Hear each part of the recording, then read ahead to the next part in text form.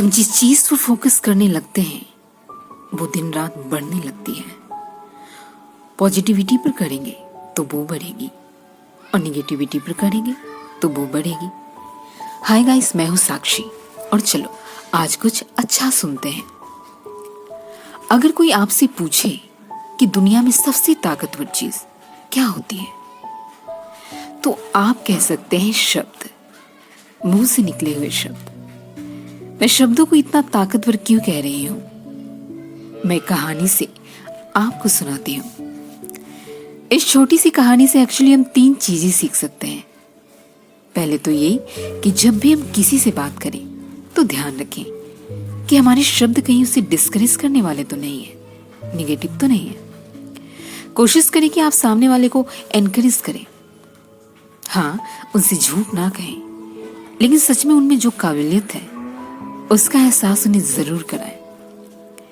दूसरी सीख ये कि हमें अपने आसपास ऐसे ही लोगों को रखना चाहिए जिनका आउटलुक पॉजिटिव हो, जो आपस में या हमसे बात करते हो तो पॉजिटिव शब्दों का प्रयोग ज्यादा करते हो। और तीसरी सबसे इंपॉर्टेंट बात यह कि आप खुद से कौन से शब्द बोलते हैं, खुद से क्या बात करते हैं अपने सेल्फ टॉक के दौरान। हर इंसान सेल्फ टॉक करता है, खुद से बात करता है और ये बहुत खास और इम्पोर्टेंट होती है, क्योंकि सेल्फ टॉक में जिन शब्दों का प्रयोग करते हैं वही आपके विचार बन जाते हैं और जो विचार होते हैं वही आपके जीवन की हकीकत बन जाते हैं। तो खुद से कहिए कि मैं ये कर सकता हूं, मैं जरूर सफल होऊंगा, मैं जो चाहता हूं वो मैं पाके ही रहूंगा।